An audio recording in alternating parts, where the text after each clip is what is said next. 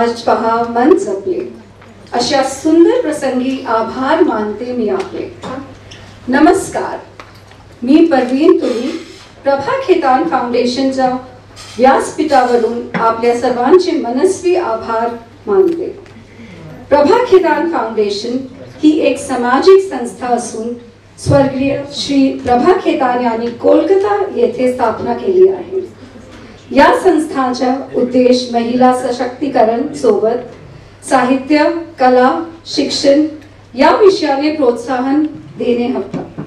नागपुरात 2019 पासून प्रभा खेतान फाउंडेशन विविध कार्यक्रमाचे आयोजन करत आहे. या कार्यक्रमाची धुरा 4 एहसास विमेन श्रीमती ज्योतिका कपूर, मोनिका भगवावर, प्रियांका कोठारी आणि मी परवीन तुली यांनी सांभाळली आहे. याचा आम्हाला फार अभिमान वाटतो. आखर याच मालिकेतील एक भाग.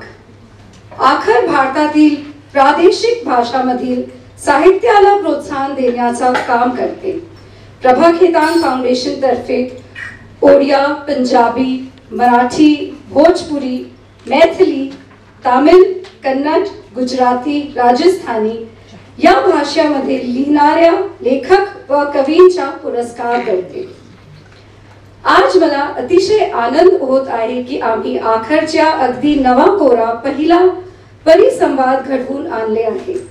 माननीय विश्वास पाटील हे देशातील सर्वात लोकप्रिय असे लेखक आहेत. यांचा प्रवास अतिशय रोचक आहे. आजची आपली मुलाखतदार सोनाली नक्षीने ही व्हॉइस विलाची फाउंडर अँड क्रिएटिव्ह डायरेक्टर असून पॉडकास्टर सुद्धा आहे. तिच्या पॉडकास्ट संडे विथ सोनालीचे 7 देशातला लिसनरशिप मिळाली आहे.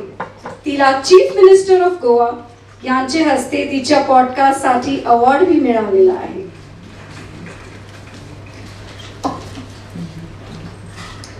मित्र मैत्रिणींनो, आज आखरच्या यशामागे आमच्या hospitality partner Radisson Blu, media partner Lokmat times, Ehsaas women of Nagpur, Shree cement यांचा मोठा वाटा आहे. इन साऱ्यांना आभार. मी आपरा कुचल, honorary conveyor Rajasthan and central India affairs यांना निवेदन करते की त्यांनी मंचावर यावं आणि प्रभा खेतान फाउंडेशन अधिक माहिती आपल्या श्रोतांना. Can we have a round of applause please?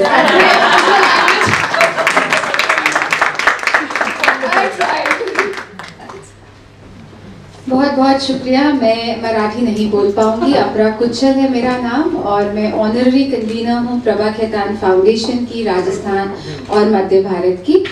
इससे पहले कि मैं कुछ बोलूँ, एक हमारा जो एंथम है प्रभा खेतान फाउंडेशन का, वो आप सबको दिखाना चाहेंगे और फिर मैं एक छोटा सा इंट्रोडक्शन दूंगी फाउंडेशन के बारे में.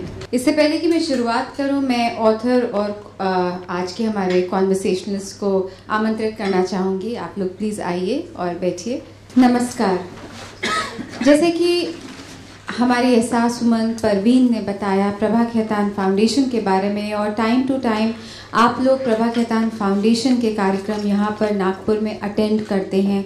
कलम और राइट सर्कल 2 इनिशिएटिव्स यहाँ पर हुए हैं और बहुत जल्द हम और इनिशिएटिव्स को भी लेकर यहाँ पर आएंगे.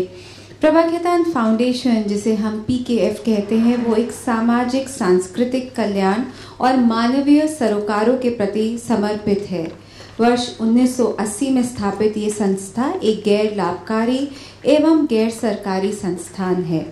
कोलकाता से संचालित फाउंडेशन कला, संस्कृति, शिक्षा, साहित्य, लैंगिक समानता और नारी सशक्तिकरण के क्षेत्र में कार्यरत है.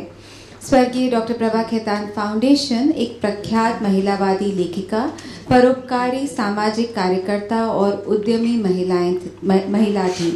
प्रभा जी प्रभा खेतान फाउंडेशन की संस्थापक थी तथा फाउंडेशन के सभी पहलों में सक्रिय रूप से वे शामिल थी. और आपको जानकर खुशी होगी कि आज प्रभा खेतान फाउंडेशन के जो कार्यक्रम हैं वो 33 से भी ज़्यादा शहरों में हम लोग ऑर्गेनाइज करते हैं, हम उनका आयोजन करते हैं और आप सभी की तरह पूरे वर्ल्ड में हमें बहुत प्यार मिला है हमारे कार्यक्रमों के लिए। धन्यवाद। बीते सालों में फाउंडेशन के कार्यक्रमों और प्रयासों को एक मौजूदा राष्ट्राध्यक्षों और समाज के प्रतिष्ठित नेताओं ने भी गरिमा प्रदान की है। फाउंडेशन को कई राष्ट्रीय और अंतर्राष्ट्रीय संस्थाओं के साथ सहयोग के अलावा विश्व प्रसिद्ध कलाकारों, प्रतिष्ठित विद्वानों और अकादमिक हस्तियों सहित अपने सहयोगियों के साथ देश के वर्तमान और पूर्व राष्ट्रपतियों, प्रधानमंत्रियों की मेजबानी करने का भी सम्मान प्राप्त हुआ है। इन क्षेत्रों में कार्यरत करते हुए हम कभी नहीं भूलते हमारी मिट्टी को और इस मिट्टी की महक को। लोक कला एवं लोक कलाकार दोनों ही पीकेएफ को हमेशा से प्रिय है। हिंदी, अंग्रेजी, उर्दू तथा भारत की अन्य भाषाओं के सहित हम बहुत सारी चीज़ों में पीकेएफ की एक्टिविटीज़ को स्प्रेड करने की कोशिश करते हैं। कलम, right circle, authors afternoon, loves, literary festivals, किताब, चलचित्र, टेटेटी, ये सब कुछ नाम हैं हमारे इनिशिएटिव्स का। कोविड महामारी के दौरान जब सारा विश्व निराशा से पस्त था, तब प्रभा खेतान फाउंडेशन ने वर्चुअल इवेंट्स ऑर्गेनाइज किए और आप बहुत सारे लोग उन वर्चुअल इवेंट्स का भी पार्ट बने। घर में बैठे बैठे आप लोगों ने बहुत सारे वर्चुअल इवेंट्स पीकेएफ के अटेंड करें। आज मुझे बहुत खुशी है कि आखिर जो हमारा एक प्रयास है प्रभा खेतान फाउंडेशन का क्षेत्रीय भाषाओं को प्रमोट करने के लिए, उसको हम लोग किसी तरीके से प्लेटफॉर्म देते हैं, क्योंकि हमारा मानना है अगर भाषा ही नहीं रहेगी तो आप और हम नहीं रहेंगे। अगर भाषा ही नहीं रहेगी तो हमारा कल्चर नहीं रहेगा, और अगर भाषा ही नहीं रहेगी तो आगे आने वाली पीढ़ियों को हम क्या प्रदान करेंगे। तो ये एक छोटा सा प्रयास, और जैसे कि परवीन ने बताया कि ये बहुत सारी भाषाओं में है, end Maharashtra is the 9th state for आखर। आखर जो एक इनिशिएटिव है क्षेत्रीय भाषाओं का, मैं आप सबसे रिक्वेस्ट करूँगी कि आप इस प्रयास के बारे में और लोगों से बात करिए, क्योंकि आप सब जो यहाँ पर नागपुर में हैं, महाराष्ट्र में हैं, ये आपकी एक छोटी सी ड्यूटी बोल लीजिए, एक छोटा सा रिस्पॉन्सिबिलिटी है कि किसी ना किसी रूप में यहाँ पर मराठी को प्रमोशन और कहीं ना कहीं उसको प्रोटेक्शन मिले। लैंग्वेजेस को प्रिजर्व करना हम सब की जिम्मेदारी है, सिर्फ एक संस्था की नहीं। तो मुझे बहुत खुशी है कि आप सब लोग यहाँ पर शामिल हुए हमारे इस छोटे से प्रयास में। और मैं आपको बताना चाहूँगी कि यहाँ पर जो एहसास विमेन है, हमारी 4 लेडीज़ हैं, परवीन तुली, ज्योतिका कपूर, मोनिका भगवागर, प्रियंका कोठारी। आप उनसे कभी भी बात कर सकते हैं, कोई भी चीज़ के बारे में डिस्कशन कर सकते हैं। अगर आपके पास कोई आइडिया है तो ज़रूर उनसे आप शेयर कर सकते हैं। 27 अगस्त को प्रभा खेतान फाउंडेशन का एक और इनिशिएटिव चलचित्र, जिसके अंडर यहाँ पर देविका रानी का प्ले आयोजित किया जा रहा है। तो ये यहाँ पर आप ये ज़रूर देखिएगा, ये प्ले बहुत ही शानदार प्ले होगा। और ये चारों लेडीज़ यहाँ पर हैं। एहसास विमेन जो है, एहसास प्रभा खेतान फाउंडेशन का महिला सशक्तिकरण का विंग है। तो आप लोग बहुत सारा प्यार हमें देते आए हैं, और आगे भी हम चाहेंगे कि आप इस आखिर को बहुत सारा प्यार दें। बहुत बहुत आमंत्रित करती हूँ हमारे आज के मॉडरेटर और हमारे आज के रिस्पेक्टेड ऑथर को।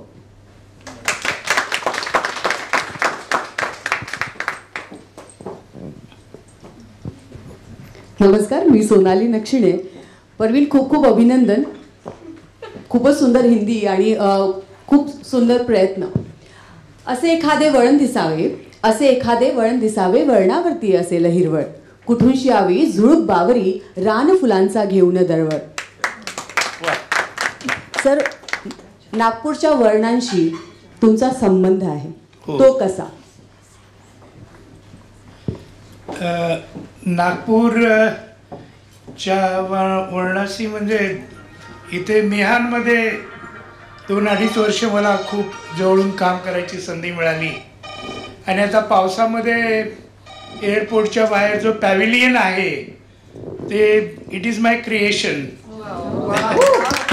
आणि सध्या नागपूर एअरपोर्टवर जी नवीन जी चकचकीत फरशी गेल्या 4-5 वर्षामध्ये दिसते, that is also my creation.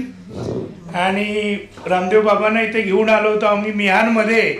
त्यावेळेला मी या ठिकाणी व्हाईस प्रेसिडेंट होतो आणि सरकारी नोकरीच्या निमित्तानं अभिमानास्पद गोष्ट अशी सांगेन की आता शिर्डीचा जो इंटरनॅशनल एअरपोर्ट आहे तो देवेंद्रजी फडणवीस आणि गडकरी साहेबांनी मला सपोर्ट केल्यामुळं मी 5 वर्षापूर्वी फक्त 1.5 वर्षामध्ये 10 वर्ष बंद असलेलं काम फक्त 1.5 वर्षामध्ये ते इंटरनॅशनल एअरपोर्ट पूर्ण करू शकलो.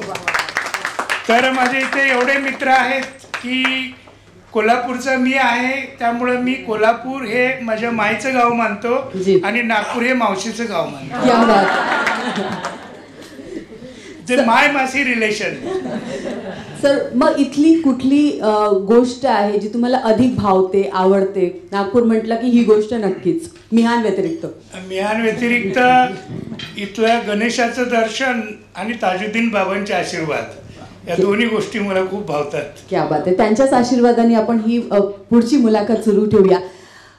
मला तुमचं जे चरित्र आहे ते अगदी थ्रिलिंग वाटतं.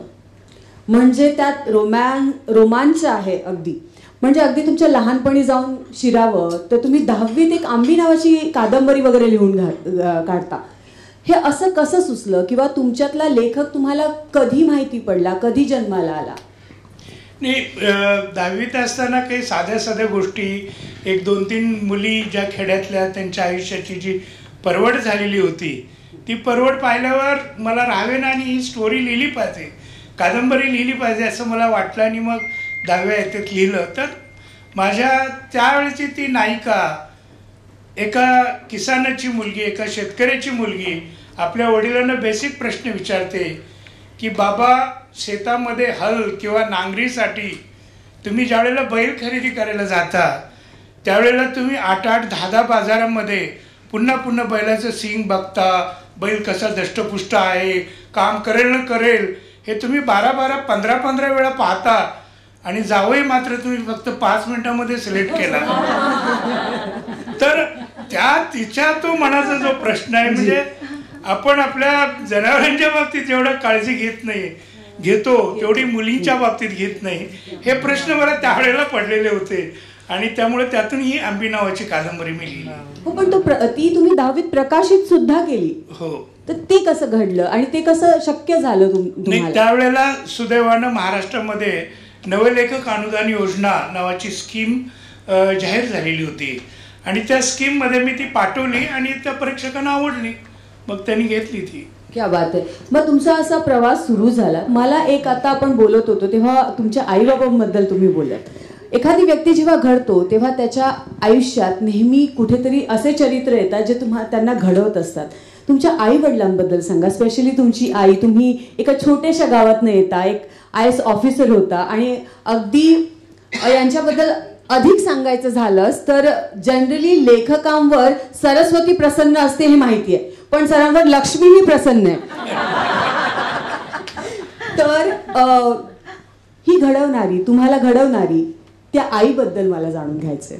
मला आई म्हणजे माझ्या हौसाबाई पाटील, त्यांचं नाव. माझ्या गावची लोकसंख्या आज सुद्धा फक्त 1500 आहे. थोडं छोटं गाव आहे. त्या गावात आज सुद्धा पोस्ट ऑफिस नाही आहे. तर त्या गावामध्ये मॅट्रिक म्हणजे 10वी होणारा मी पहिला विद्यार्थी. आणि आईच्या तोंडामध्ये त्या जात्यावरच्या ओव्या, पूर्वीच्या काळात जाती चक्की पिसावी लागायची, नदीचं पाणी आणावं लागायचं, स्त्रियांना खूप कष्टाचे दिवस होते, त्यातून ती वर आलेली. आणि वडील फ्रीडम फायटर होते, ते 4थी पास झालेले. तर त्यांच्या आशीर्वादानं मला हे सगळं, आणि पुन्हा पानिपत सारखी माझी कादंबरी गाजली किंवा संभाजी महाराजांच्यावरची संभाजी कादंबरी गाजली, किंवा आता 1 ऑगस्टला महासम्राट नावाची छत्रपती शिवाजी महाराजांच्यावर माझी कादंबरी मालिका येते आणि त्याचा पहिला भाग झंझावात म्हणून याच 1 ऑगस्टला मराठीमध्ये येतोय आणि 1 ऑक्टोबरला इंग्लिशमध्ये येतोय, वेस्टलँडनी काढलेला आहे. तर ही सगळी माझ्या बालपणीची देण आहे असं मला वाटतं. कारण मी ज्यावेळेला आमच्या घरातल्या गाई म्हैसी घेऊन आमचा सह्याद्री पर्वतामध्ये तो भाग येतो सगळ्या तालुक्याचा. आणि ज्यावेळेला गाई गुरं घेऊन आम्ही वर असे डोंगरावर जायचो तिथून पन्हाळा दिसायचा. त्यामुळं पन्हाळा किल्ला हा तिसऱ्या इयत्तेपासून माझ्या नजरेत भरलेला. आणि बाजीप्रभू देशपांड्यांचं जे मोठं युद्ध झालं किंवा ज्याला पावनखिंडीचा संग्राम म्हणतात ते माझ्या तालुक्यामध्ये शाहूवाडी तालुक्यामध्ये आहे. तर हा इतिहासच जवळपास कुठेतरी घडलेला होता. तो इतिहास, ती माती, ते संस्कार मी मनामध्ये साठवत गेलो आणि तेच पुढे माझ्या लेखनामधून प्रगट होत गेले. आईचं चरित्र जेव्हा लिहावंसं वाटेल कधी तर काय असे 4 पॉइंट्स असतील जे तुम्ही आई तुमच्या नजरेतनं तुमची आई तुम्ही सांगाल?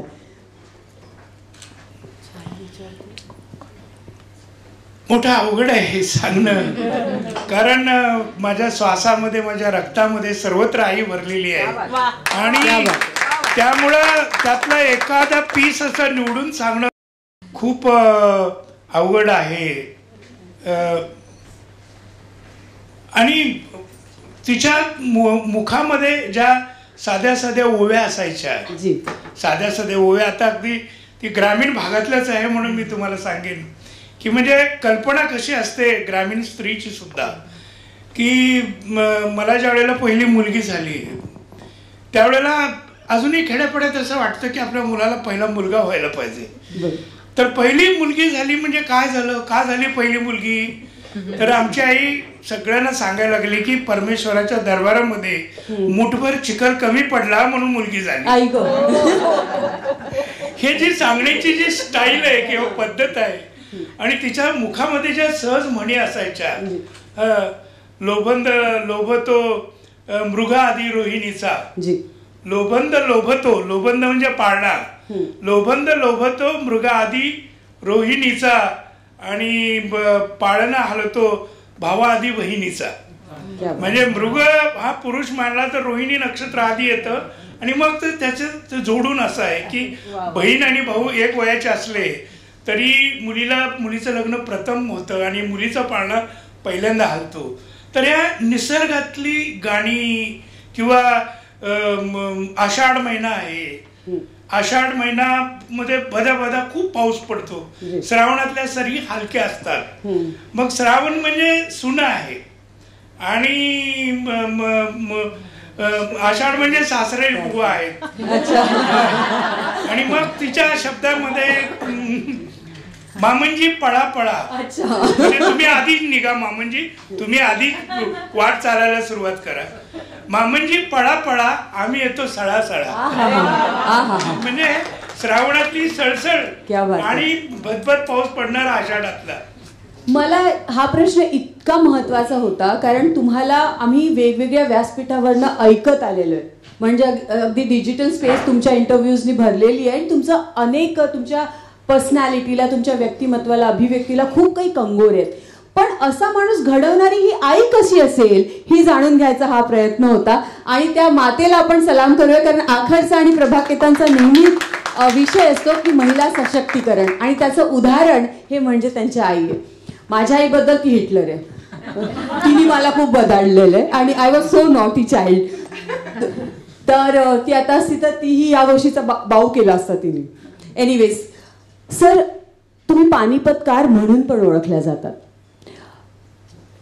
मोस्टली हिस्टॉरिकल फिक्शन्स तुम्ही लिहिता, तर हे तुमचं चक्र किंवा मानसिक चक्र त्या हिस्टॉरिकल गोष्टींना फिक्शनमध्ये आणण्यासाठी बरंच काही लागतं, रिसर्च लागतो, तडफड लागते आणि ती करण्याची अगदी जिद्द लागते. हे सगळं जो प्रकार आहे तो पहिल्यांदा कधी घडला?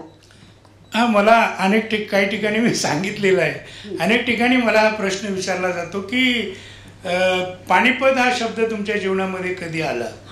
तर इयत्ता 5वी मध्ये मी होतो आणि पानिपतचा धडा 3 दिवस शिकवला जात होता आणि मी आजोळही गेलो होतो. आजोळ हा शब्द आता आढळत पण नाही आहे, आपण हिंदीमध्ये त्याला अतिशय गोड शब्द आहे ननियाल, आणि ननियालला मी गेलेलो होतो 2-3 दिवस आणि 4थ्या दिवशी आलो ते आमच्या मास्टरजींनी मला बरोबर पकडलं की हे चिरंजीव गैरहजर आहे. मला त्यांनी विचारलं की स्टँडअप सांगा, पानिपतचे 3 युद्ध केव्हा केव्हा आणि केव्हा झाले. तर मला काहीच माहित नव्हतं, मी काय उत्तर देणार. पण गुरुजी नेहमी आम्हाला सांगायचे मास्टरजी की उत्तर चुकलं तरी चालेल, पण उत्तर कसं रेटवून दिलं पाहिजे. आता ती सोय होती म्हणून मी म्हटलं परत प्रश्न विचारा. म्हणाले सांगा पानिपतची 3 युद्ध केव्हा केव्हा आणि केव्हा झाली. मी म्हटलं गुरुजी एवढंच, पानिपतची 3 युद्ध केव्हा झाली? पहिलं झाल्यावर दुसरं झालं आणि दुसरं झाल्यावर तिसरं झालं. तर त्या दिवशी माझ्या हातावर छडी वाजे छमछम आणि विद्या येई गंभीर असा तो प्रकार झाला. पण खरं सांगायचं तर ज्यावेळेला मी ग्रॅज्युएशनला कोल्हापूरला होतो त्यावेळेला सरदेसाईंची the new history of Marathas या नावाची 3 पुस्तकं चांगली आहेत, इंग्रजीमध्ये अत्यंत उत्तम लिहिलेली आहेत. त्याच्यातलं पानिपतचं एक 70 पानाचं चॅप्टर वाचताना माझ्या लक्षात आलं की मराठी माणसाचे सर्वोच्च गुण आणि दुर्गुण म्हणजे वायसेस अँड व्हर्च्यूज याचा जर मिलाप कुठे असेल तर या पानिपत घटनेमध्ये आहे. आणि मग मी हरियाणामध्ये गेलो आणि त्यावेळेला आता तो जिल्ह्याचं गाव आहे, त्यावेळेला तालुक्याचं गाव होता. तिथे 2-3 महिने राहिलो आणि युद्ध कसं झालं असेल तर तुम्ही म्हणता तशी ती तडप, ती एक लगाव आणि एखाद्या विषयात घुसायचं झालं तर मी त्या गावचा होऊन जातो. क्या बात आहे. म्हणजे तुम्ही एखादं गाव जर तुम्हाला पाहायचं असेल किंवा अनुभवायचं असेल तर त्या गावात तुम्ही जाऊन राहिलं पाहिजे. 3 ऋतूमध्ये तिथलं ऊन कसं आहे, तिथली बारिश कशी आहे, तिथली थंडी कशी आहे आणि मग आपोआप त्या गावची माती तुमच्या अंगाला चिकटते. तर त्याप्रमाणे जवळजवळ 5 ते 6 वर्ष म्हणजे वयाच्या 23व्या वर्षापासून मी काम सुरू केलं आणि 28व्या वर्षी ती पानिपत कादंबरी प्रकाशित झाली. आणि ती तडप किंवा तो लगाव एक काय की सुदैवानं माझ्या लक्षात असं आलं की हे शिखर फार उंच आहे. जर मी सुरुवातीला शिखर सपाट आहे म्हणून मानलं असतं तर माझं लेखन सुद्धा सपाट झालं असतं. पण याची हाईट खूप आहे माझ्या लक्षात आल्यावर मग ती हाईट जिंकायची कशी, तिथे हल्ला कसा चढवायचा हे वेगवेगळ्या पद्धतीने मी त्याचा विचार करत होतो, चिंतन मनन करत होतो. 5-6 वर्ष घालवली आणि मग 28व्या वर्षी ती कादंबरी प्रकाशित झाली, which made me hero overnight. आणि हो दुसरी गोष्ट परत घडली ती म्हणजे अशी की पानिपत इतका गाजला की लेखकाला, जसं मी मगाशी म्हटलं की लेखकाला सुगीचे दिवस आले आणि तुम्ही एका वर्षात त्याच्या रॉयल्टीनी बंगला बांधला. हो हो बरोबर आहे. म्हणजे सुदैवानं पहिल्यापासून पानिपत पासून चंद्रमुखीपर्यंत म्हणजे आता जो चंद्रमुखी नावाचा सुंदर मराठी सिनेमा गाजतोय तो माझ्याच कादंबरीवरचा आहे, ती स्टोरी माझीच आहे. तर सर मला ना अधिक जाणून घ्यायचंय की रिसर्च तुम्ही पानिपतला गेलात, सदाशिव तुम्ही एका इंटरव्ह्यू मध्ये पण बोललात की सदाशिव भाऊ जे आहेत ते कॅरेक्टर तुमच्या हिशोबी पहिले ते खलनायकाचं होतं, पण जेव्हा तुम्ही रिसर्च करत गेलात तेव्हा तुम्ही ते नायकामध्ये कन्वर्ट केलं. What was that entire process? ती प्रोसेस कशी होती किंवा ती हे कधी वाटलं आणि कसं वाटलं तुम्हाला? सदाशिवराव भाऊ हे पेशव्यांचा भाऊ होता, म्हणजे नानासाहेबांचे ते बंधू होते आणि ते फडावर असायचे, म्हणजे he was a chief secretary of Poona. आणि राघोबा दादा कर्ज करून आले उत्तरेतून आणि त्यामुळे पानिपतवर कुणाला पाठवायचं होतं जो बाहेरच्या बाहेर पैसे उभे करेल आणि लढाई करेल. आणि अहमद शाह अब्दाली सारखा एवढा प्रचंड ताकदीचा अफगाणिस्तानवरून योद्धा आलेला होता आणि त्याला रणामध्ये हरवण्याचं काम महत्वाचं होतं आणि तो विडा भाऊसाहेबांनी उचलला. सुरुवातीला भाऊसाहेब असं म्हटलं जातं की भाऊसाहेब मनापासून लढले नाहीत, मग पानिपत झालं. मी तुम्हाला सांगतो ज्यावेळेला मी या विषयावर कादंबरी लिहायला सुरुवात केली त्यावेळेला लोक मला म्हणायचे पानिपत किती अशुभ शब्द आहे, पानिपतच झालं ना, लोक सगळे तिथे मरण पावले ना, त्याच्यावर तुम्ही काय लिहिणार आहात. पण मला त्या पराभवामध्ये सुद्धा त्या राखेच्या खाली धगधगता अंगार दिसावा तसा मला मराठ्यांच्या विजिगुषी वृत्तीचा एक अंगार त्याच्यामध्ये जाणवत होता. आणि म्हणून मी कामाला सुरुवात केली आणि मग त्यावेळची पत्र पानिपतावरून इकडे पाठवलेली आणि इकडून पानिपतावर पाठवलेली छोटी छोटी पत्र सुद्धा 10-11 हजार लंडन पर्यंत पण तुम्ही लंडन मध्ये पर्यंत जाऊन सुद्धा तिथून सुद्धा काही डॉक्युमेंट आणले. आणि मग माझ्या असं लक्षात आलं की त्या प्राप्त परिस्थितीमध्ये भाऊसाहेब कुठं चुकलेले नाहीत. तर प्राणपणाने लढलेले आहेत आणि म्हणून त्या खलनायकाचं रूपांतर हळूहळू ते योद्ध्यामध्ये झालं. जी, एक अजून कंगोर आहे तुमच्या पर्सनॅलिटीला, तो म्हणजे तुम्ही आता एक ना यांच्या जेव्हा आता जे बोलत होते तेव्हा त्यांच्यातला ऍक्टर ही जागा होत होता कुठेतरी आणि यांचा थेट संबंध फिल्म इंडस्ट्रीशी आहे, तो कसा असेल? आहे पहिल्यापासून. कोल्हापूर म्हटल्यावर गोळ, चप्पल, चित्रपट, कुस्ती हे कोल्हापुरी माणसाचे अविभाज्य अंग असतात आणि त्या काळामध्ये कोल्हापूरला खूप मोठे स्टुडिओज होते. तांबडा पांढरा रस्सा. आणि फिल्म सिटीला पण तुम्ही पुढे मी वयाच्या 29व्या-30व्या वर्षी मुंबईच्या फिल्म सिटीचा जॉईंट मॅनेजिंग डायरेक्टर म्हणून मला नेमलं. तिथे खूप मोठा स्टुडिओ आज सुद्धा तो आहे. जवळजवळ आमची गोरेगाव सारख्या ठिकाणी 1000 एकर जमीन आहे आणि तिथं भोवतावची सर्व शूटिंग होतात. त्या ठिकाणी मग अनेक एकापेक्षा एक अशा मोठमोठ्या ऍक्टर्सशी, युगप्रवर्तक कलाकारांशी माझा परिचय झाला.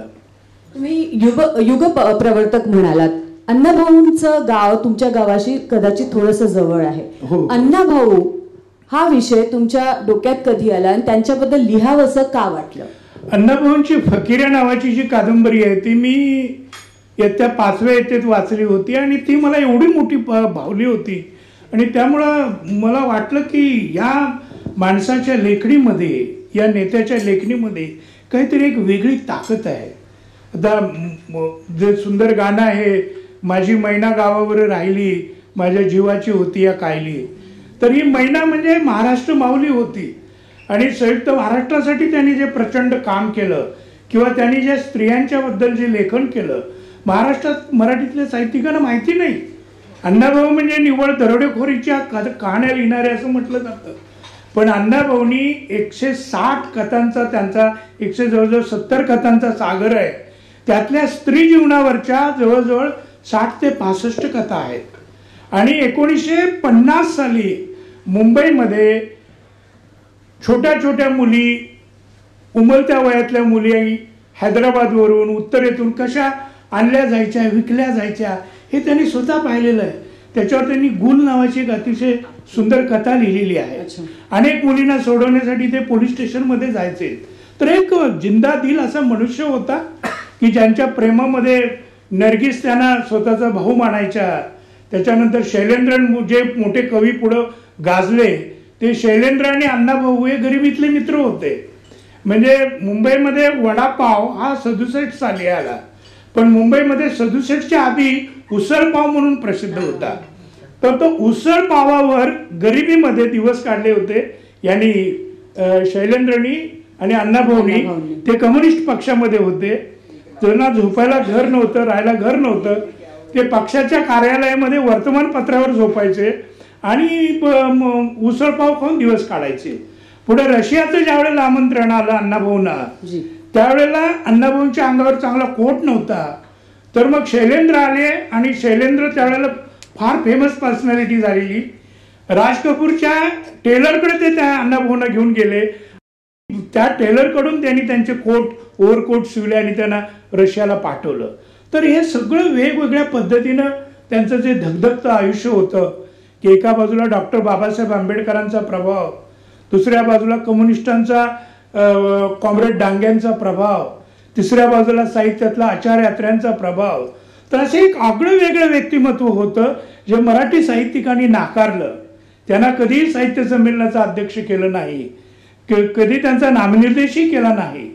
एक दलित लेखक भारतीय कीर्तीचा असून सुद्धा त्यांना न्याय दिला नाही हे मला जाणवत होतं आणि त्याची मला संशोधनात्मक कागदपत्र मिळाली, म्हणून तो मी विषय घेतला. खूप खूप अभिनंदन त्याबद्दल तुमचं. आता तुम्ही विषय मांडलात की साहित्य संमेलनाचं अध्यक्षपद, तुमच्याकडे येऊन सुद्धा तुम्ही वारंवार नाकारलं. तुम्ही म्हणता की माझं आता लिहिण्याचं वय आहे, अध्यक्षपद नको. हे कसं? म्हणजे 2010 सालीच पुण्याच्या साहित्य संमेलनासाठी मला विचारणा करण्यात आली होती अध्यक्ष व्हा म्हणून, पण मी नाकारलेलं आहे. कारण खरंच जरा लिहितं वय आहे, लिहित राहावं. रिकाम टेकडे उद्योग आहे ते अध्यक्ष वगैरे, नंतर कधी होता येईल. जो संघर्षाचा काळ आहे. तुम्ही अगदी हंबल बॅकग्राऊंडमधनं आलात. तो संघर्षाचा काळ आठवला तर काय काय आठवतं तुम्हाला? तुम्ही कसे आठवता? काय काय घडलंय? कुठला पदार्थ तुम्ही अगदी जास्ती खायचाय? कसं शिक्षण केलं? कसं सगळं एकंदरीत तो प्रवास? संघर्षाचा काळ हा फार जबरदस्त होता. तुम्ही सुरुवातीला म्हटल्याप्रमाणे सिनेमाचं खूप वेळ होतं मला कॉलेजला असताना सुद्धा. आणि कॉलेजला जरा वडिलांची इकॉनॉमिकल कंडिशन खूप हालाकीची झाली होती. मला पैसे मिळायचे नाहीत. आणि त्यावेळेला कोल्हापूरला निळू फुले नावाचे त्यावेळेचे महान अभिनेते नट हे मराठी पिक्चरच्या शूटिंगसाठी 30 दिवसामध्ये जवळजवळ 22 ते 23 दिवस कोल्हापूरला असायचे. पुण्याचे असून कोल्हापूरला राहायलाच असायचे. आणि ते मला वडील भावांसारखे होते. बऱ्याच वेळेला ते मला आर्थिक मदत वगैरे करायचे. मला आठवतं की एक चोरीचा मामला नावाचा एक सिनेमा आलेला होता. म्हणजे एक रिक्षा पुलर म्हणजे एक बैलगाडी ओढणारा मनुष्य, त्याला लॉटरीचं तिकीट लागतं आणि मग ते पैसे त्याला सहन होत नाहीत. आणि ती व्यक्तिरेखा निळू फुलेंनी केलेली आणि त्यांना पारितोषिक मिळालेलं होतं. आणि मग आम्ही त्यांच्याकडे पार्टी मागितली. स्टुडिओमध्ये गेलो. ते म्हणाले रात्री या तुम्ही, संध्याकाळी 7-7:30 वाजता या तुम्ही, तुम्हाला मी पार्टी देतो. गावाकडून एसटीतून मला डबा यायचा. सकाळचं आणि संध्याकाळचं जेवण एका वेळेला यायचं. त्या दिवशी दुपारी आम्ही जरा ते खाऊन टाकलं की संध्याकाळी निळूभाऊंची पार्टीच आहे. अच्छा. मग आम्ही हॉटेलवर गेलो. उत्तम कांबळे म्हणून नंतर ते सकाळचे संपादक झाले. उत्तम माझा क्लासमेट, तो माझ्याबरोबर होता. आणि मग आम्ही हॉटेलवर गेलो भाऊंची पार्टी खायला 7 वाजता. तिथे सांगितलं की निळूभाऊ गेले 5 वाजता. अच्छा. आता संध्याकाळी जेवायचं कुठं? प्रॉब्लेम आला सगळा. तर 2 दिवस आधीच शूटिंग संपलेलं. डायरेक्टरने त्या दिवशी सगळे ते सिक्वेन्स पूर्ण केलेला. त्यामुळे भाऊ खाली गेले. मग नाराज होऊन हॉटेलमधून जिन्यावरून आम्ही रस्त्यावरून पलीकडे जात होतो. एवढ्यात त्याचे ते नाना जोशी म्हणून मालक होते, ते बाल्कनीत आले आणि हाका मारायला लागले, अरे पोरांनो इकडे या, इकडे या. अच्छा. मग आम्ही गेलो. म्हणाले तुम्ही भाऊंच्याकडे आला होता? मी म्हटलं होय. नाही, भाऊनी सांगितलंय की क्षमा मागितलेली आहे, त्यांना अचानक पुढं पुण्याला जावं लागलं, पण तुमच्या जेवणाचा पुरा बंदोबस्त ते इथं करून गेलेले आहे. तर हे असे सगळे म्हणजे मी कॉलेजात असताना निळू फुलेंचा सहवास, मी फिल्म सिटीमध्ये असताना 3-3.5 वर्ष जगजेता अभिनेता दिलीप कुमार यांचा 3-3.5 वर्ष सहवास, नौशाद साहेबांचा सहवास. म्हणजे मला कधी कधी असं वाटतं की एवढी माणसं कुठून आली होती माझ्या जीवनामध्ये. आणि माधुरी दीक्षितच्या उभारतीचा तो सगळा काळ होता. म्हणजे बेटा किंवा तेजाब ही सगळी शूटिंग आमच्या समोर झाली. स्पेशल इन्क्लिनेशन वाटतंय माधुरी दीक्षितसाठी. कुठली नायिका तुमची फेवरेट नायिका होती? कुठली नायिका तुमची आवडती नायिका आहे किंवा होती? नाही, मी जरा थोडासा रेट्रो मध्ये रमणारा मनुष्य आहे. त्यामुळे मला वैजंती मालाचा डान्स खूप आवडायचा. आणि ते मला दिलीप कुमारनी सुद्धा मला टॅप केलेलं होतं. ते मला एकदा म्हणाले, Vishwas, why are you asking again and again about Vaijanti? आणि मग तुमच्या आयुष्यातली वैजंती कधी आली, कशी भेटली?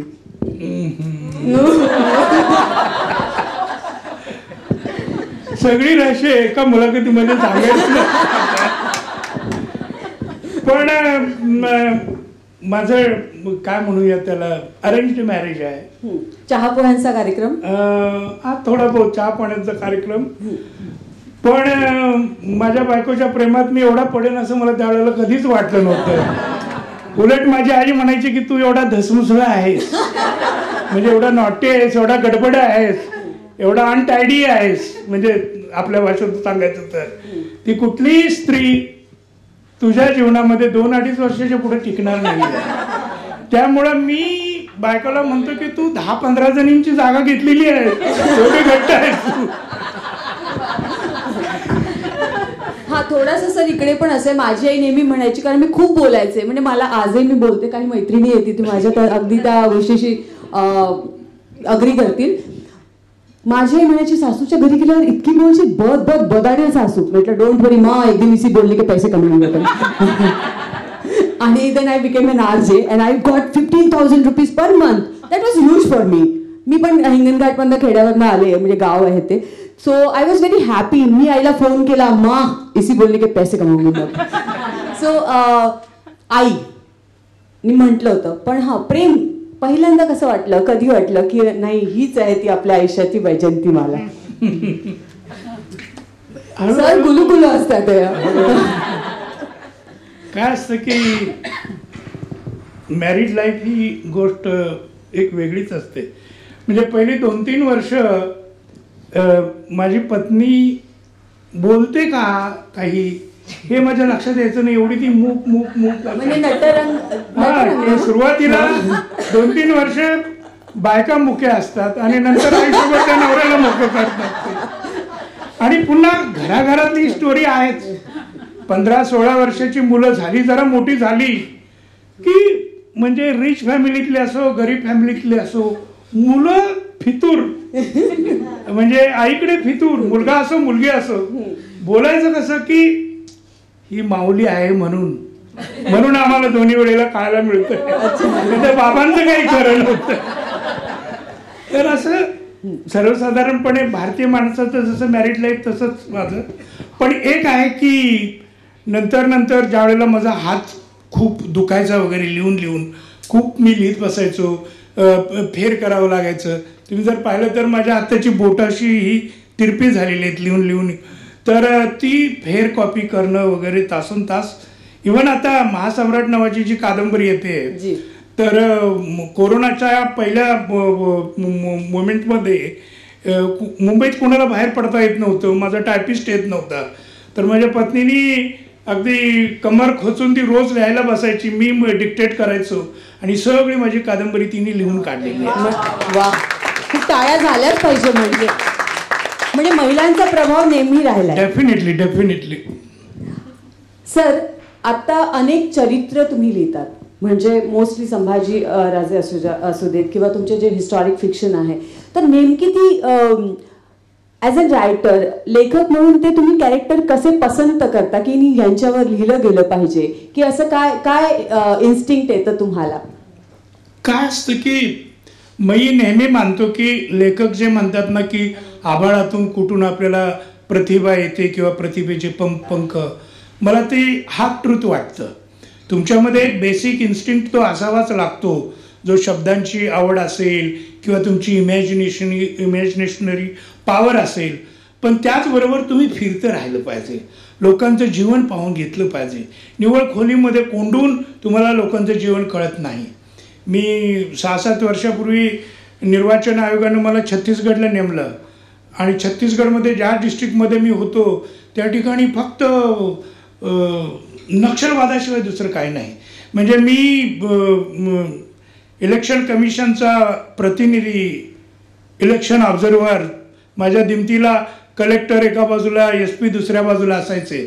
पण आम्ही बाहेर पडताना ROP झाल्याशिवाय, म्हणजे रोड ओपनिंग पार्टी म्हणायचं, की पुढे जायचे आणि ते सगळीकडे चुंबक लावून रस्त्यात कुठे काय बॉम्ब पेरलाय का वगैरे पाहत जायचं.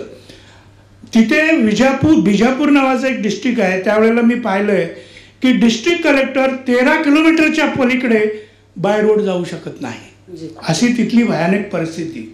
एकदा एक दिल्लीचे सिनियर सेक्रेटरी आले आणि हेलिकॉप्टरमधून दुसऱ्या गावाला त्यांना जायचं होतं. तर ते म्हणाले की हेलिकॉप्टरमध्ये चढलेले असताना ते खाली उतरले. ते म्हणाले नाही, मी शेजारी बसणार नाही, मला मध्ये बसायचं आहे. आणि मग दुसऱ्या बाजूला इकडे कलेक्टर आणखी कोणी बसला असेल, मध्ये ते सेक्रेटरी बसले. एक 2-4 किलोमीटर ते हेलिकॉप्टर गेलं, खालून गोळीबार झाला आणि मधल्या माणसाला बरोबर फक्त गोळी लागली. तर त्यावेळेला मला ज्या अनेक मुली भेटल्या आणि मग त्या मुलींचं आयुष्य मी पाहिलं, ज्या काही नक्षलाईट झालेल्या, मूळ आदिवासी होत्या, काही सरेंडर झालेल्या, त्यातल्या काही तुरुंगातल्या मुलींना जाऊन भेटलो मी, जेलमध्ये असलेल्या. पुन्हा ज्या काही सरेंडर झालेल्या होत्या त्यांच्या कॅम्पमध्ये भेटलो. आणि मग त्यांची जी हकीकत होती त्याच्यावर मी गेल्या वर्षी अक्षरधाराच्या दिवाळी अंकात दुडिया नावाची कथा लिहिली होती. आता ती कादंबरी प्रसिद्ध म्हणजे 2-3 भाषेमध्ये आलेली आहे. आता मराठीमध्ये पुढल्या महिन्यात येते. राजकमलनी चालू महिन्यात हिंदीमध्ये काढली आहे दुडिया. तर ते सगळं भयानक आयुष्य पाहिल्यानंतर मला असं वाटतं की आपण एक घरातलं टेबल सोडून लोकांच्या मध्ये मिसळल्याशिवाय त्यांचा दर्द, त्यांचं गहिरेपण, त्यांची लढाऊ वृत्ती तुम्हाला कळणारच नाही. बिलकुल. कारण ती मला एकदा सांगत होती की तिच्या आणि तिच्या भावामध्ये चुकामुक झाली. ती 12 वर्षाची कोवळी पोर असताना ती नक्षलाईटमध्ये तो डगला आणि ती बंदूक घेऊन बंदुकीचं आकर्षण सामील झाली. त्यावेळेला तिचा भाऊ धाकटा होता आणि 9 वर्षानं त्या भावा बहिणींची भेट झाली. आता ही 11 वर्षाची होती, नंतर भाऊ आला, लहान होता तो मोठा झाला आणि 9 वर्षानं ती बहिणी भावंड भेटताना एकमेकाला कशी ओळखणार. तर तो नदीतला प्रसंग ती मला ज्या वेळेला सांगत होती त्यावेळेला माझ्या डोळ्यातून घळाघळा अश्रू येत होते. ह्या गोष्टी तुम्हाला केवळ इमॅजिनेशन मधून येणार नाहीये. बिलकुल बरोबर सर. मी तुमच्याशी रिलेट करू शकते कारण गडचिरोली जिल्ह्यामध्ये मी बरंच थोडंफार काम करण्याचा प्रयत्न केला. काही डॉक्युमेंटरी फिल्म्स बनवल्या आणि या असे चरित्र जे आहे ते जाणून घ्यायचा प्रयत्न केला. मला असं वाटतं तुमच्या चरित्रावरनं, आता या संभाषणावरनं एक जाणवतंय मला की तुम्ही माणसं अधिक वाचली आणि मग ते लिहिली. हो. खूप खूप धन्यवाद. माझे प्रश्न पण श्रोत्यांचे प्रश्न आहेत, प्रेक्षकांचे प्रश्न आहेत. सर नमस्कार. तुम्ही आत्ता सांगितलं की पानिपत लिहिताना तुम्ही तिथे राहून आलात.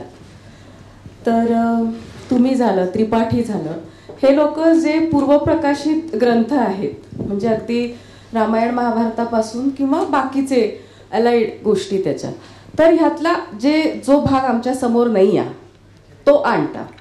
तेव्हा ही रिसर्च होत असताना किंवा असं रिसर्च पूर्ण लिहत असताना तुम्हाला त्यांच्या कुटुंबाच्या परमिशन्स लागतात का? म्हणजे त्याची गरज पडते का? कारण जेव्हा भन्सालींनी तो सिनेमा बनवला तेव्हा त्यांना 2-3 वेळा बऱ्याच रेविंग सामोरं जावं लागलं. तर जेव्हा हे तुम्ही लिहिता तेव्हा तुम्हाला असा काही प्रसंग आला का? आणि दुसरं असं की पानिपत जेव्हा तिथं झालं तर ती लोक खरंच तिथे आहेत का अजून? म्हणजे खूपदा आजकाल आपण पाहतो गुगलवर सारखी हीच इन्फॉर्मेशन असते की there are so many Maratha families residing in Punjab प्रांत और सिंध प्रांत अँड सेलिब्रेट अवर फेस्टिवल्स. तर असं आहे का? तुम्हाला काय आढळलं? अच्छा, म्हणजे तुम्ही परमिशन घेतली का आणि तुम्ही त्या लेखना तुम्हाला असं प्रसंग आला का? कारण असं होतं की ज्या सब स्टोरीज आहेत, एक मेन स्टोरी आहे पानिपताची, पण तुम्हाला बऱ्याच सब स्टोरीज पण मिळाल्या. नाही, मला तो काही प्रश्न आला नाही कारण माझा अप्रोचच वेगळा होता. मी ज्या पद्धतीनं मी पानिपत कादंबरी लिहिण्याआधी पानिपत या विषयावर 300 छोटे मोठे ग्रंथ होते, ज्याच्यामध्ये कादंबऱ्याही 12-14 होत्या, नाटकंही 12-14 होती आणि इतर इतिहास ग्रंथ मिळून 300 ग्रंथ होते. पण मला काही एक वेगळीच रांगोळी काढायची होती कारण त्याच्या आधी भाऊसाहेब म्हणजे मनापासून लढले नाहीत, त्यातले लोक पळूनच आले, हा सगळा अप्रोच होता. तो टोटली इंटायरली मी चेंज केला. त्यामुळे त्यांच्या बाबतीत काय त्या घराण्याची परवानगी वगैरे घेण्याचा प्रसंग आला नाही. उलट त्यांना अभिमान वाटला की मी ज्या वेळेला 86ला पानिपतावर गेलो होतो त्यावेळेला ती भाऊसाहेबांची समाधी ही एका गन्याच्या खेतमध्ये उसाच्या शेतामध्ये होती, ती शोधावी लागली.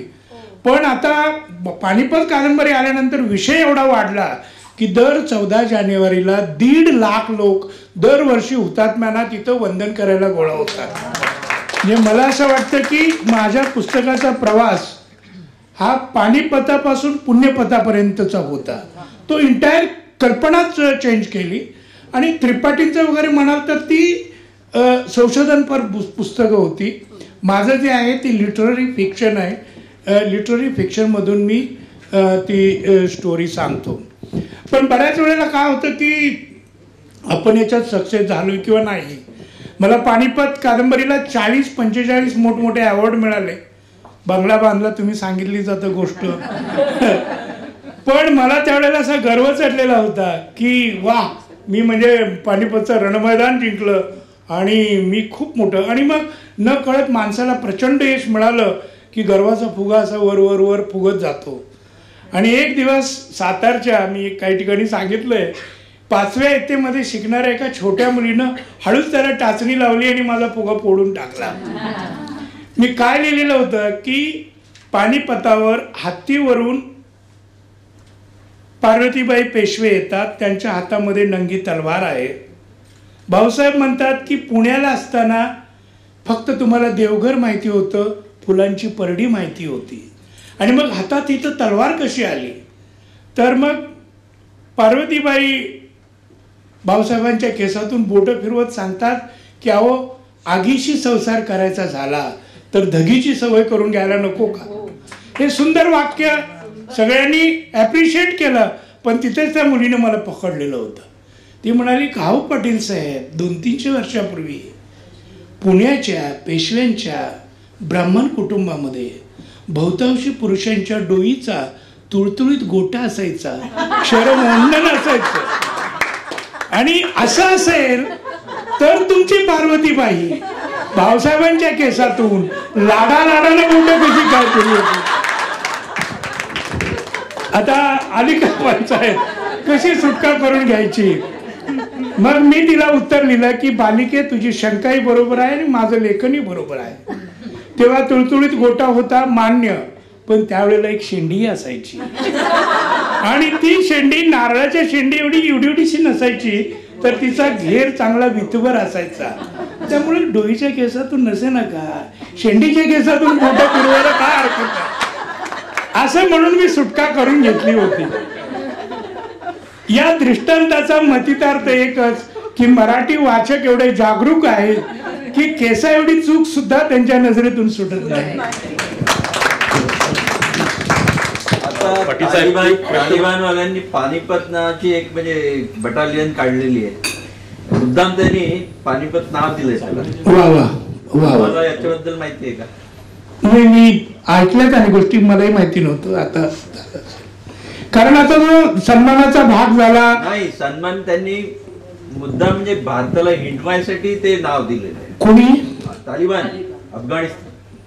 त्यांचा अप्रोच असेल. पण आपली हिंगलाज देवी तिकडे आहे ना, हिंगलाज देवीच्या दर्शनाला मुसलमान लोक सुद्धा लाखो लोक तिथे जातात.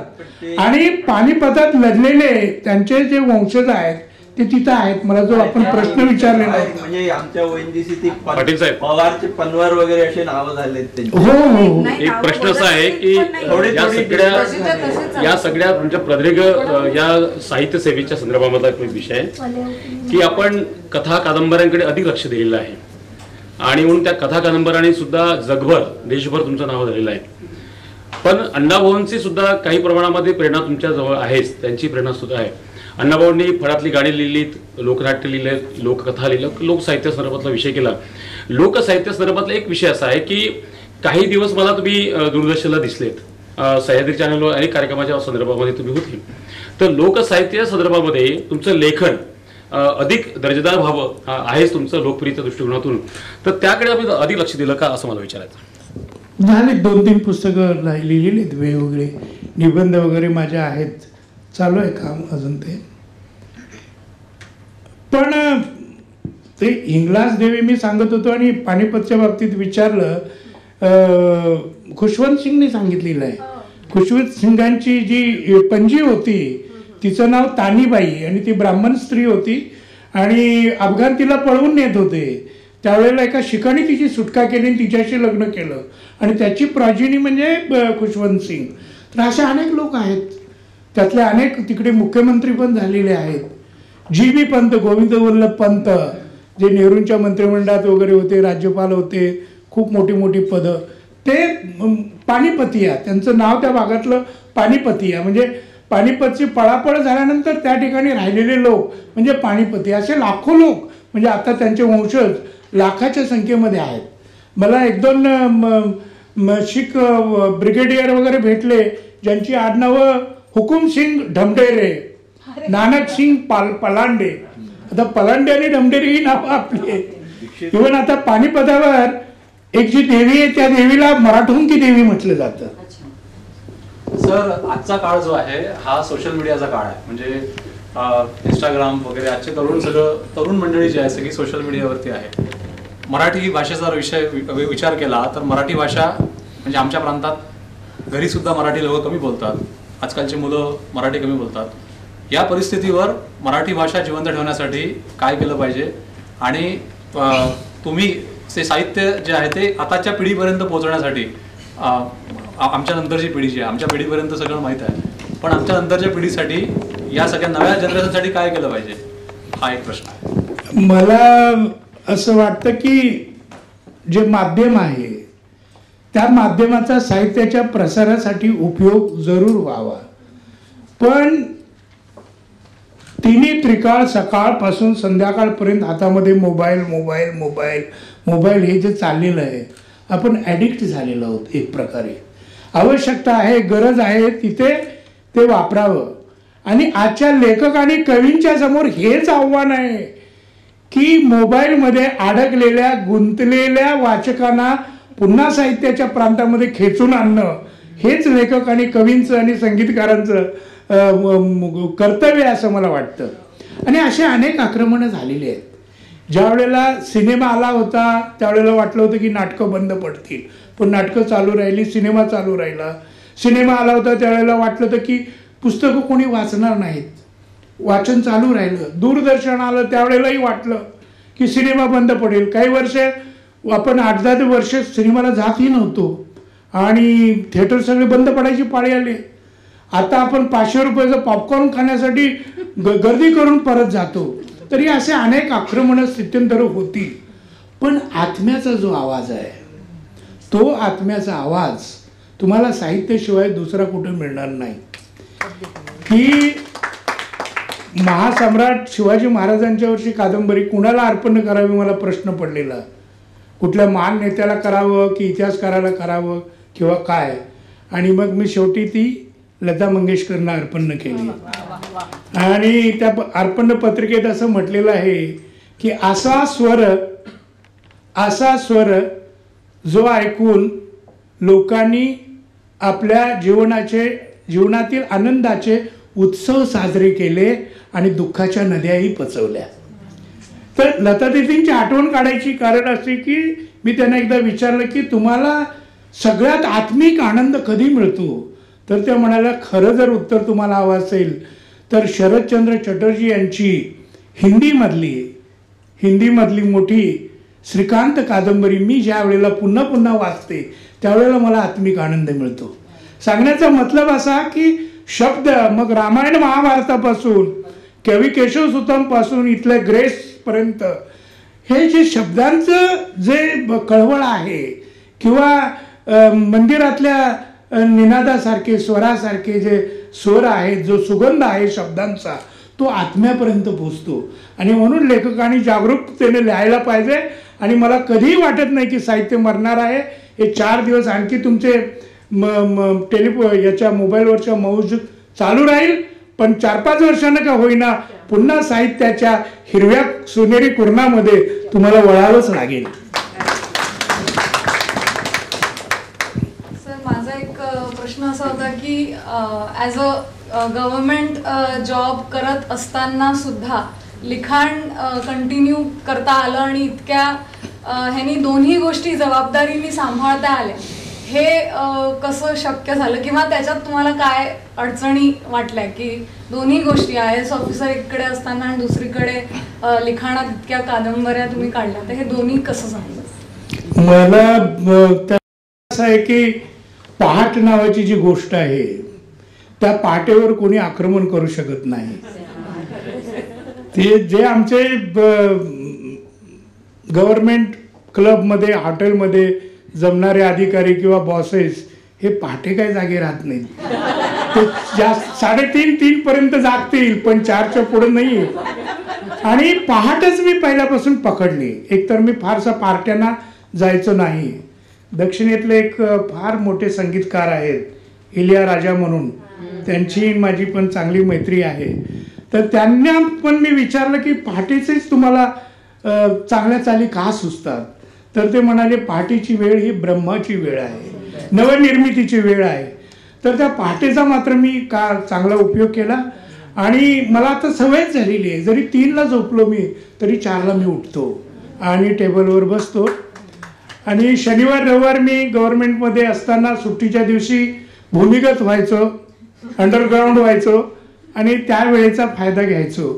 तर आणि थोडक्यात तुम्हाला खरं सांगू का, आवड असेल तर सवड होते. हेच त्याचं उत्तर आहे, बाकी काही नाही. नमस्कार सर. सर मला एक विचारायचं होतं. हा येतं, ऐकू येते, बोला तुम्ही. हां सर, हे म्हणायचं होतं की 2008मध्ये माझे मित्र, तर त्यांनी तुम्हाला चंद्रमुखी कादंबरी जेव्हा त्यांनी वाचली आणि चंद्रमुखीवरती त्यांना पिक्चर त्याच वेळेला 2008मध्ये बनवायचा होता, त्यांनी तुम्हाला ईमेल केलेला की आम्ही असं असं करणार म्हणून. तर तुमचा मेलला रिप्लाय फक्त इतकाच होता की ह्या कादंबरीमुळे मी खूप प्रॉब्लेममध्ये आहे, तुम्ही नका येऊ. तर म्हणजे नेमके त्यावेळेला, आणि आता मग तो मूवी आला फायनली, त्यावेळेला तुम्ही नाही का म्हटले होते, आणि आज तो मूवी जो प्रकाशित झाला तो का झाला, म्हणजे याचं थोडंसं रहस्य खरंच मला जाणून घ्यायचं पर्सनली, कारण ते स्वतः येणार होते, डॉक्टर धीरेंद्र राऊत त्यांचं नाव, ते स्वतः येणार होते आज, पण त्यांना नाही जमलं. पण त्यांच्या थ्रू हा प्रश्न मी तुम्हाला विचारते. मराठीमध्ये एक सुंदर वाक्प्रचार आहे, खिंडीत गाठणे. तसं तुमच्या प्रश्नाने मला खिंडीत गाठते. काय झालेलं आहे की ज्या वेळेला चंद्रमुखी कादंबरी आली त्यावेळेला महाराष्ट्रातील एकूण 3 बड्या नेत्यांना असं वाटलं की ही त्यांच्या जीवनावर आहे, किंवा तेच कुठल्या तरी बाईच्या किंवा रूपसुंदरीच्या प्रेमात पडलेलं आहे आणि हे पाटलांना कळलेलं आहे. त्यामुळं ते बऱ्यापैकी नाखुश होते. आणि चंद्रमुखी ही कादंबरी मराठीतली पहिली कादंबरी आहे की इन्क्लुडिंग महाराष्ट्र टाइम्स, लोकसत्ता, कुठल्याही वर्तमानपत्रात तिचं परीक्षण आलं नव्हतं किंवा येऊ दिलं गेलं नव्हतं. तर थोडंसं ते जरा काही जणांचा असा गैरसमज होता. मी कोणाला एकाला टार्गेट केलेलं नव्हतं, एकूण ती प्रवृत्ती मनामध्ये धरलेली होती आणि त्या प्रवृत्तीवर मी ते लिहिलेलं होतं. आणि मग यानं त्या प्रकारे ते राहून गेलं. पण अनेकांची मागणी होती, म्हणजे एकता कपूरनी सुद्धा हिंदी पिक्चरसाठी 2013ला ती कादंबरी मागितलेली होती. त्याच्यानंतर सुबोध भावेंची टीव्ही सिरियल पण मंजूर झालेली होती, काही कारणामुळे राहून गेली. आणि मग यांना त्या प्रकारे ते लांबत गेलं आणि आता ते प्रसादनी त्याच्यावर चांगला सिनेमा दिला. छान सर, आणि खूप सुंदर आहे. मी ॲडव्होकेट नलिन मलिक आहे. आजच्या या काळामध्ये आपण जी तरुण पिढी आहे त्यात सगळं इंग्रजी माध्यमातून शिक्षण होते आणि दिवसेंदिवस जो मराठीचा जो लिखाण आणि जी बोली आहे ती कमी होऊन राहिली. आणि या व्यतिरिक्तही ते तुम्ही इतके सुंदर कादंबरी लिहिता ते तर दूरच आहे, ते त्याकडे ते युथ वर्गांना किंवा तरुणांना त्याकडे आकर्षित करण्याकरिता किंवा नंतर मराठीमध्ये त्यांना खूप बोलणं किंवा त्यांचं लिखाण झालं पाहिजे याकरिता आपण काय करू शकतो? मला आता तशी भीती वाटत नाही. मला 2004-05 पर्यंत भीती वाटत होती की मराठी भाषा एक दिवस मरेल, कारण एवढी कमी बोलली जाते, वापरली जाते. पण नंतर ज्यावेळेला टीव्ही सिरियल आल्या किंवा चित्रवाहिन्या आल्या आणि त्या चित्रवाहिन्या ह्या जगातल्या 150 देशामध्ये दिसू लागल्या. म्हणजे 150 देशामध्ये ज्या वेळेला लोक टीव्ही बघतायत, चित्रवाहिन्या बघतायत, त्यावेळेला तुमची ती भाषा जिवंत राहते. भाषा जिवंत राहण्यासाठी ती कानावर पडावी लागते, ओठातून यावी लागते, वगैरे वगैरे. तर आहे, म्हणजे मला त्याची चिंता वाटत नाही. आणि माय मराठीचे शब्द पोचतायत आणि पहिल्यापेक्षा परिस्थिती खूप सुधारलेली आहे. मला आठवतं की एक मोमीन नावाचा एक मुसलमान ग्रस्त, तो आमच्या कुलाबा जिल्ह्यातला, म्हणजे रायगड जिल्ह्यातला महाडचा, मला लंडनमध्ये ब्लॅक टाऊनमध्ये भेटलेला होता. 78 वर्षाचा ग्रस्त. त्याच्या मुलाकडे मी गेलो होतो आणि त्याच्याकडे त्या मराठी बातम्या दिसायच्या, तर त्या 2 महिन्यापासून बंद होत्या. तर तो तिथे एअरपोर्टपर्यंत येऊन मला डोळ्यात अश्रू आणून सांगितलं की बेटा, मी इतके वर्ष महाराष्ट्रापासून दूर आहे, पण आईचे शब्द ऐकल्याशिवाय मला झोप लागत नाही. तर ती बातम्यांचं इकडचं प्रक्षेपण सुरू करण्यासाठी तुम्ही काहीतरी प्रयत्न करा. म्हणजे 58 साली भारत सोडलेलं मुसलमान मनुष्य लंडनमध्ये माय मराठीच्या नावानं रडतोय, त्याच्या डोळ्यातले अश्रू आहेत, ते कसे वाया जातील हो?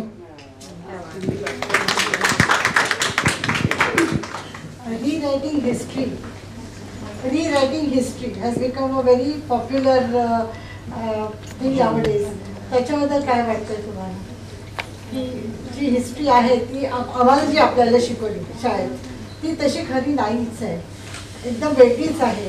तर हे खूपच जोरात मोहीम सुरू जी झाली त्याच्याबद्दल तुम्हाला नाही, ती व्यक्ती सापेक्ष आहे. कुणाबद्दल काय असं एका मार्गाने काही सांगता येणार नाही, कुठल्या पिरियडबद्दल, कुठल्या राजाबद्दल वगैरे वगैरे. पण नवीन जर माहिती आली, नवीन जर संशोधन झालं तर ते वर येणारच. त्याला तुम्हाला वाट मोकळी करून द्यावी लागणारच. Thank you everyone. एक फक्त 1-2 मिनिटं मी घेतो की तुम्ही एवढ्या मोठ्या प्रमाणावर नागपूरसारख्या ठिकाणी आणि प्रभा खेतान या संस्थेमध्ये मी बेंगलोरला सुद्धा जाऊन हिंदी पानिपत दिलं गेलं, पुण्याला दिलं, अनेक भाषेमध्ये मराठी सोडून मी सहभागी झालेलो होतो आणि मराठीचा आग्रह या ठिकाणी धरला गेला. त्याबद्दल मी प्रभा खेतानच्या सर्व कार्यकर्त्यांचा मी अत्यंत आभारी आहे आणि तुम्ही माझ्यावर असंच प्रेम असू द्यावं असं मला वाटतं. मॅडमनी सांगितलं तसं की एका कादंबरीच्या एका वर्षामधल्या मानधनामध्ये मी एक बंगला बांधला. तो बंगलाचं काम चालू असतानाची एक आठवण मला येते की काम चालू होतं आणि मी तिथे गेलेलो होतो, तर रस्त्याने एक असा गोसावी चाललेला होता. अलख निरंजन अशी त्याची हाक ऐकू आली. मला काय कळेना, तो आत आला आणि एकदम असे लांब केस, असे कमरेपर्यंत जाड भुवया, हातात तीर कमटा, आणि मला विचारलं, बेटा ही वास्तू कुणाची आहे? मी म्हटलं, बाबा माझीच आहे. मग त्यांनी माझ्या डोक्यावर असा तो त्याचा जाड हात ठेवला आणि म्हणाले बेटा तुला माहिती नाही तू किती भाग्यवान आहेस. मी म्हटलं काय झालं?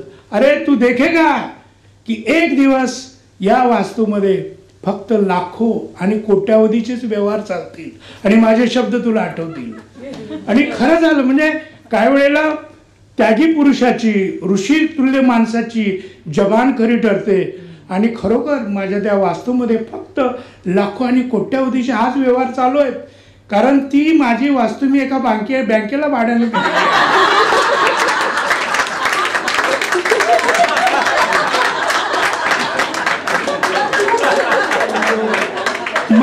मला या निमित्तानं एवढंच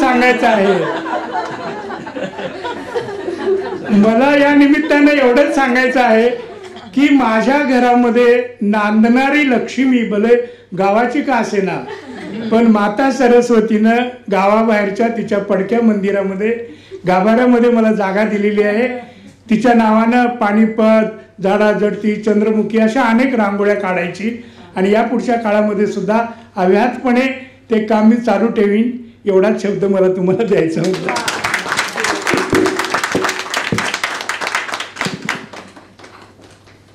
मैंने मराठी, हम लोगों को कंपलसरी लैंग्वेज होती थी मराठी, तो हमने 8th स्टैंडर्ड तक, तो 9th स्टैंडर्ड तक, 8-9 तक पढ़ी थी. तो आज बोलने के लिए बहुत मज़ा आया और सुनने वालों की भी मैं थैंक यू बोलती हूँ कि जो उन्होंने प्यार से सुना. लेकिन लैंग्वेज की सबसे अच्छी बात यह है कि वो कोई भी लैंग्वेज में हो समझ ज़रूर आती है. भले कोई साउथ इंडियन बोल रहा हो, आप मूवीज लगा लीजिए, आप गुजराती सुन लीजिए, लेकिन पूरे वो चलचित्र में आपको समझ जाता है कि हो क्या रहा है.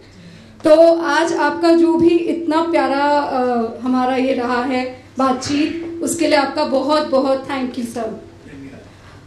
आज हमारे बीच में हमारे हॉस्पिटैलिटी पार्टनर रेडिसन ब्लू के राजेश जी, हमारे director of sales and marketing को मैं इनवाइट करना चाहूँगी यहाँ पे आए और हम कुछ शब्द कहे, और साथ में हमारे जो गेस्ट ऑफ ऑनर है इनको मोमेंटम प्रेजेंट कीजिए. प्लीज आइए.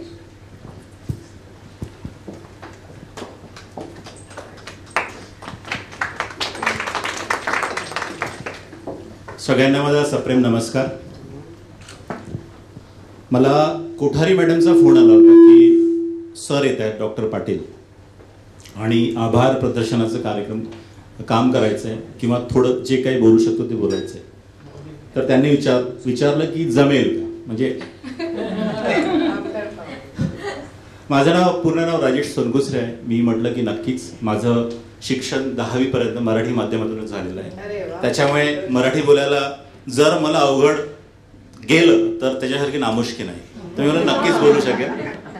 त्याच्यानंतर 11वी 12वी सायन्स घेतलं, मग हॉटेल मॅनेजमेंट MBA केलं.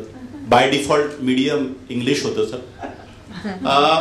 एकच म्हणू शकेल की आज कारण आमच्या अवतीभोवती सुद्धा सगळे इंग्रजी बोलणारे किंवा हिंदी बोलणारे असतात. आपल्या नागपूरची भाषा रोड लँग्वेज जी आहे ती हिंदी आहे. नागपूरमध्ये कुठलाही परप्रांतीय आला तर त्याला कम्युनिकेशन किंवा संभाषण किंवा कुठलंही शब्दांची देवाणघेवाण करायला त्रास होत नाही, बिकॉज रोड लँग्वेज जी आहे ती आपली हिंदी आहे. मराठी माणसाला मराठी शिकणे बोलणे जास्त अवघड झालेलं आहे. इंग्रजी बोलणे कम्युनिकेशन करणं जास्त सोपी झालेलं आहे. याच्यासारखी दुर्दैवी गोष्ट असू शकत नाही.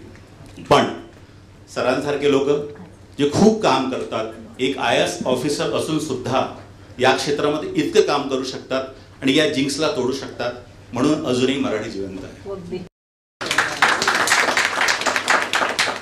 मराठी भाषेसारखी समृद्ध भाषा मला वाटत नाही, with all due regards to English आणि हिंदी.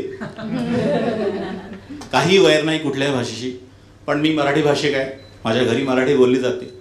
त्याच्यामुळे मराठी भाषेसारखी समृद्ध भाषा मला दुसरी आहे असं वाटत नाही. माझं पर्सनल मत आहे, याला कुठेही कोट करू नका. प्रभा खेतान फाउंडेशनशी आम्ही बऱ्याच वर्षापासून जोडलेलो आहोत. वेगवेगळ्या क्षेत्रातल्या लोकांना ते बोलवतात, प्रसिद्ध लोकांना बोलवतात. आय थिंक हे पहिल्यांदा आहे की मराठी भाषेवरती हा कार्यक्रम झालेला आहे आणि एक मराठी लेखकाला, अस्सल मराठी लेखकाला आपण बोलवलं आहे. त्याच्याबद्दल तुमचे खूप खूप धन्यवाद. मिसेस अप्रा यांचं खूप खूप धन्यवाद. आपण सगळे मान्यवर इथं आलात वेळ काढून, त्याच्याबद्दल खूप खूप धन्यवाद. Last but not least, mrs अप्राजींचा मी ऋणी आहे की तुम्ही ऑल द वे राजस्थानवरून या ठिकाणी आला आणि या कार्यक्रमाची शोभा वाढवली. प्रभा खेतानच्या सगळ्या पदाधिकाऱ्यांचं खूप खूप धन्यवाद. सर, तुम्ही 2017 हॉटेलला आला होता, जेव्हा मिहानशी तुम्ही जुळलं होता, मॅनेजिंग डायरेक्टर होता त्याच्यामध्ये. तर हे हॉटेल तुमच्याकरता नवीन नाही, आमची हॉस्पिटॅलिटी नवीन नाही. आम्हाला तुम्हाला पुन्हा बघून खूप आनंद झाला आणि खूप खूप धन्यवाद. तुम्ही नागपूरला आलात आणि या प्रभा खेतानच्या बोलण्यावरती आलात आणि मला पर्सनली खूप बरं वाटलं. थोडा वेळ होता, मला हे बोलण्यात आलं की अभी थोडा टाईम आहे, बट मी बसलो आणि इंटरॅक्शन बघायला मला पर्सनली खूप आनंद झाला. Sir, thank you so much. Thank you so much everyone. Thank you.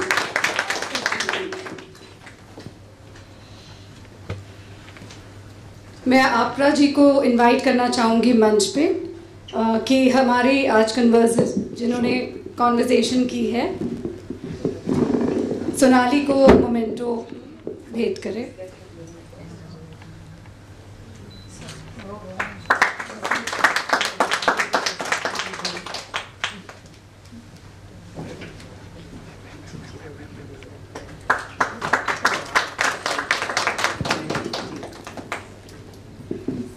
और लास्ट बट नॉट लीस्ट, हमारी सबसे अच्छी ऑडियंस जिन्होंने बहुत ठहाके मार मार के बड़ा एंजॉय किया. आप लोगों ने हर एक चीज़ में बहुत पार्टिसिपेट किया, इंटरेस्ट लिया. आप सभी का बहुत बहुत धन्यवाद. हमारे hospitality partner Radisson Blu, Lokmat times हमारे media partners, Ehsaas women of Nagpur, Apra Kuchal और श्री सीमेंट, इन सब के सपोर्ट के साथ हम ऐसे फंक्शंस को सक्सेसफुल बना सके. Thank you very much. आप सभी से रिक्वेस्ट है कि इसके बाद आप सब सर से मिल सकते हैं. लाइन वाइज हम लोग एक रो बनाएंगे, आपको ज्योति कपूर और प्रियंका गाइड करेंगे बुक्स के साथ, और आप सर से साइंड कॉपी अपनी रिसीव कर सकते हैं. ठीक है, हम रिक्वेस्ट करेंगे कि लाइन वाइज जाए और सर से आप मिल सकते हैं, उनसे कॉपीज ले सकते हैं. End thank you so much for being an awesome audience.